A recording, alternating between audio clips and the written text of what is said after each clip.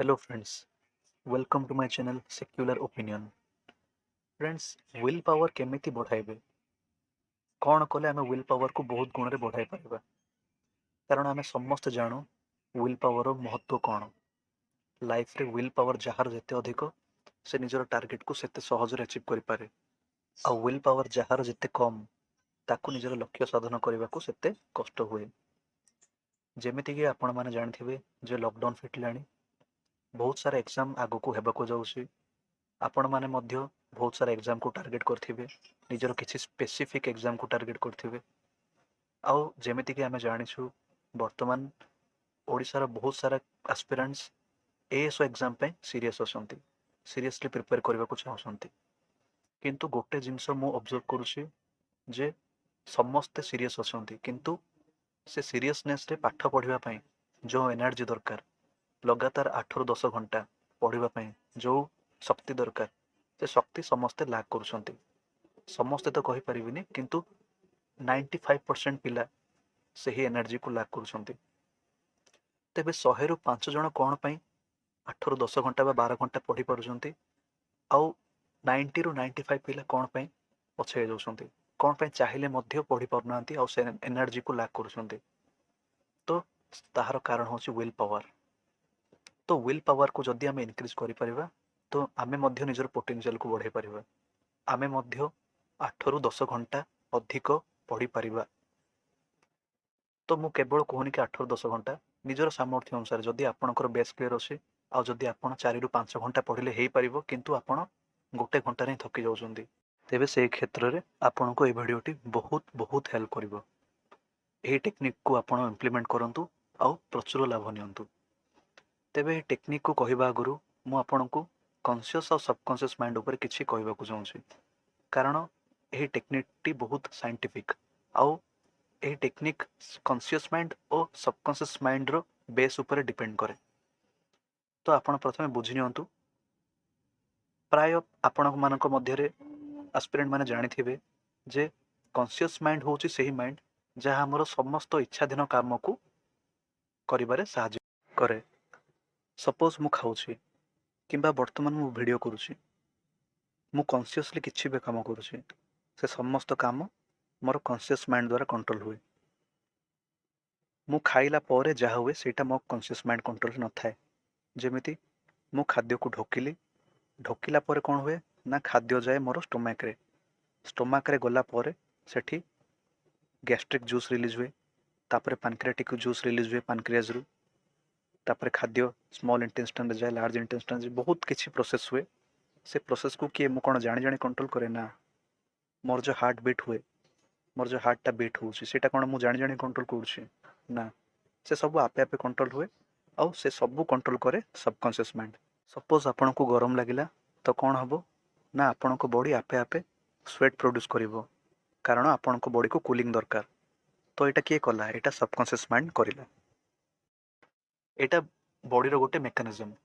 ତ ଏ ସବୁ କାମ ଆମର କଣ୍ଟ୍ରୋଲ ହୁଏ ସବକନସିୟସ୍ ମାଇଣ୍ଡ ଦ୍ୱାରା। ସବକନସିୟସ୍ ମାଇଣ୍ଡର ବହୁତ ଭାଷ୍ଟ କ୍ଷେତ୍ର ଅଛି। ତା ଭିତରେ ରୁହେ କ୍ରିଏଟିଭିଟି। ଆମେ କ'ଣ କନସିୟସ୍ ମାଇଣ୍ଡ କ୍ରିଏଟିଭିଟି ହୁଏ? ନା। କ୍ରିଏଟିଭିଟି ସେଇଟା ସବକନସିୟସ୍ ମାଇଣ୍ଡର କ୍ଷେତ୍ର।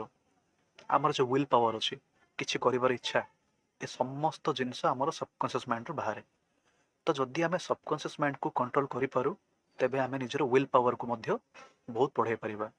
ତେଣୁ ଏହି ଟେକ୍ନିକଟି ସବକନସିୟସ୍ ମାଇଣ୍ଡକୁ ଯଥାସମ୍ଭବ କଣ୍ଟ୍ରୋଲ କରିବାର ଗୋଟେ ଟେକ୍ନିକ୍। ତ କ'ଣ କରିବା? କେମିତି ସବକନସିୟସ୍ ମାଇଣ୍ଡକୁ କଣ୍ଟ୍ରୋଲ କରିବା? ଦେଖନ୍ତୁ, ପ୍ରଥମେ ଆପଣଙ୍କୁ କ'ଣ କରିବାକୁ ହେବ? ଆପଣ ଗୋଟେ ଲାଇନ୍ ଲେଖି ଦିଅନ୍ତୁ ବା ମନରେ ଭାବି ଦିଅନ୍ତୁ, ଯାହା ଆପଣ ସଂକଳ୍ପ କରିବାକୁ ଚାହୁଁଛନ୍ତି ବା ଯାହା ଆପଣ ଆଫର୍ମେସନ୍ ଚାହୁଁଛନ୍ତି, ଗୋଟେ ଲାଇନରେ ଲେଖି ଦିଅନ୍ତୁ, ତାକୁ ମନରେ ରଖିଦିଅନ୍ତୁ। ଯେମିତିକି ସପୋଜ ଆପଣ ଭଲ ର୍ୟାଙ୍କରେ ଏଏସ୍ କ୍ରାକ୍ କରିବାକୁ ଚାହୁଁଛନ୍ତି ଆଉ ତା ପାଇଁ ଅଧିକ ପଢ଼ାପଢ଼ି କରିବାକୁ ଚାହୁଁଛନ୍ତି, କିନ୍ତୁ ଆପଣ ପଢ଼ି ପାରୁନାହାନ୍ତି। ତ ସେ କ୍ଷେତ୍ରରେ କ'ଣ କରିବେ ନା, ଯଦି ଆପଣ 2 ରୁ 3 ଘଣ୍ଟା ପଢ଼ୁଛନ୍ତି କିନ୍ତୁ ଚାହୁଁଛନ୍ତି 8 ରୁ 9 ଘଣ୍ଟା ପଢ଼ିବା ପାଇଁ, ତ ଆପଣ ଗୋଟେ ଲାଇନ୍ ଏମିତି ନିଜ ମନରେ ଡିଟରମାଇନ୍ କରିପାରିବେ ଯେ ମୁଁ ଦିନକୁ 8 ରୁ 9 ଘଣ୍ଟା ପଢ଼ୁଛି ସୋ ଦ୍ୟାଟ୍ ମୋର ବହୁତ ଭଲ ର୍ୟାଙ୍କରେ ଏଏସ୍ଓ କ୍ରାକ୍ ହେବ। ମୁଁ ଦିନକୁ 8 ରୁ 9 ଘଣ୍ଟା ପଢ଼ୁଛି ସୋ ଦ୍ୟାଟ୍ ମୋର ଏଏସ୍ଓ ବହୁତ ଭଲ ର୍ୟାଙ୍କରେ କ୍ରାକ୍ ହେବ, ଆଉ ନିଶ୍ଚୟ ହେବ। एमती गोटे बहुत भल लाइन आपण सुविधा अनुसार आपणकर पसंद अनुसार आप डिटरमाइन करेंगे बस। तो सेकेंड कौन करेंगे ना रियल प्रोसेस बर्तमान स्टार्ट हो। तो प्रोसेस रे फर्स्ट स्टेप रे फर्स्ट रे आप रिलैक्स हूँ खाली पेटर यहाँ कले बहुत भल। तो आपण यहाँ को प्रोसेस को मॉर्निंग रे दीपर आउ संध्या जिते बड़े भी करेंगे दिन को 3 थर कले बहुत भल। तो प्रथमे कौन करेंगे आप रिलैक्स हूँ रिलैक्स ही ब्रीदिंग नियंतु गोटे मिनिट डीप ब्रीथ नियंतु आराम रे छाड़तु गोटे मिनिट रिलैक्स हूँ। सेकेंड स्टेप रे आपण एक्सेल करंतु आपण लंग्स रे जेतिकी एयर अच्छी ताकू संपूर्ण रूपे बाहर छाड़ दियंतु धीरे धीरे करके छाड़तु बहुत जोरदार करंतुनी धीरे धीरे संपूर्ण एयर को बाहर को छाड़तु। तापरे आपण निजर मुह को बंद करंतु बा पाटी को बंद रखंतु आउ नाकर दुई पड़ा को आमर आंगुली साहाय्य जेमिति अनुलोम विलोम कला टाइम रे जेमिति नाकर दुई पड़ा को ब्लॉक करंती सेमिति आपण नाकर दुई पड़ा को ब्लॉक कर दियंतु।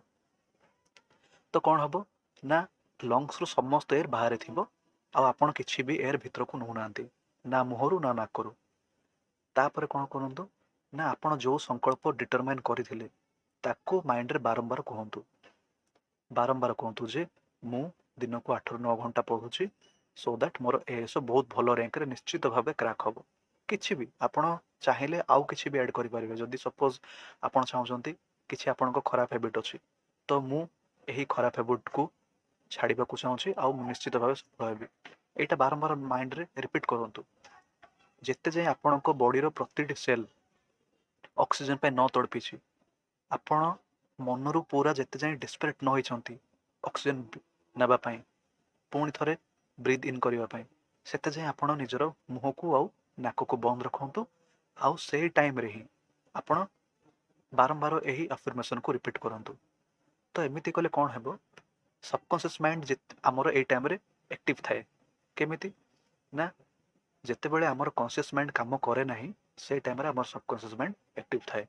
आउ जेते बेले आपण निश्वास न नियंती बा ऑक्सीजन को बाहर छाड़ी के रखंती भीतर को नियंतीनी तो से टाइम रे कोन हुए ना आम माइंड रे किछि अन्य थॉट न थाए आम माइंड गोटे थॉटलेसनेस स्टेट रे थाए आमको केवल गोटे जिंस ही से टाइम रे माइंड रे आसे जे मु केमिति ऑक्सीजन नेबी। तो आम माइंड कंसंट्रेटेड हो जाए आपड़ जानते जिते बड़े माइंड कंसंट्रेटेड थाए से टाइम रे आमर ग्रास्पिंग पावर बहुत बढ़ जाए आमर सफल हबार चांस बहुत बढ़ जाए। तो एकाग्रता ही सबकॉन्शियस माइंड को एक्टिव करे। तो यही टेक्निक होची कौन ना सबकॉन्शियस माइंड को एक्टिव करिवार टेक्निक केमिति ना एकाग्रता द्वारा। एकाग्रता केमिति हैला ना जो टाइम रे आमे किछि भी निश्वास नौनु बाहर सबु प्रश्वास छाड़ी के रखीचु से टाइम रे आम माइंड केवल ऑक्सीजन पे चित्कार करे। तो आपण मु सजेस्ट करी अधिक अधिक समय रखंतु जेते आपनको सामर्थ्य अछि। तो आपनको माइंड जेते कंसंट्रेटेड हबो आपनको बॉडी जेते ऑक्सीजन को डिमांड करिवो सेते पर्यंत रखंतु आउ एही टेक्निक टी सेते उपयोगी हबो इफेक्टिव हबो सेते। तापर जेते बेले आपनको लागिला जे आपनको आउ सामर्थ्य नै से टाइम रे आपण ऑक्सीजन नै जानतु तापर रिलैक्स करंतु किछ समय पुणी 2 ରୁ 3 मिनिट पर पुणी एही प्रोसेस को आपण रिपीट करि परिबे। तो गोटे थर रे गोटे टर्न रे आपण थरे किबा दिथर करि परिबे। तो सकाळे खरा बेले आ संध्या रे किबा राति रे आपण जदी करि पड़छंती एही प्रोसेस को बारंबार रिपीट करि पड़छंती तो आपण विद इन 5 to 6 डेज रे आपण रिजल्ट देखिबे। किंतु समस्तंकर एते शीघ्र हुएनी मिनिमम को जिंस को भी हमरो जीन रे इनकॉर्पोरेट करिवा पय 21 डेज लागे। तो आपण मिनिमम 21 डेज ए प्रक्रिया को करंतु आ जदी लाइफ लॉन्ग करि परिबे तो बहुत भलो। जदी आपण कंटिन्यू करि परिबे 90 डेज 180 डेज तो सेटा बहुत भलो आपणकर विल पावर से अनुसार इंक्रीज होबो।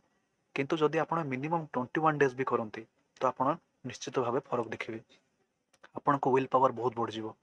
आ आपण जहाँ भी संकल्प करेंगे किंबा किसी भी डिसीजन नेले तो सेटा श्योर पूरा हेबो आपन को से एनर्जी मिलिबो आपन मधे जानि परिबेनी से एनर्जी कोठो आसुची।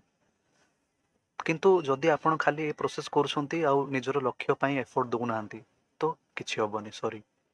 कारण किछि भी लक्ष्य हासिल करबा को हेले मुख्य काम होला से लक्ष्य दिगरे काम करबा।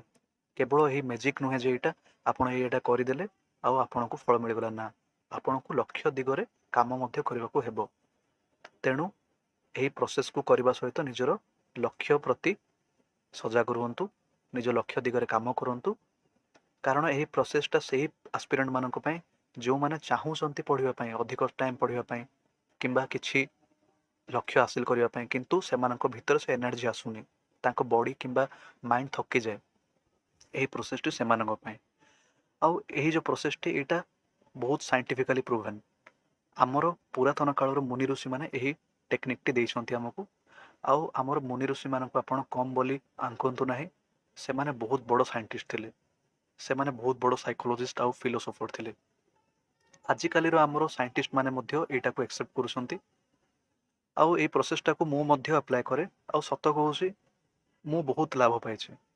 तेणु मु आशा करूछि फ्रेंड्स आपण माने एही टेक्निक को यूटिलाइज करंतु आउ निज जीवन रे चमत्कार लाभ पांतु। धन्यवाद।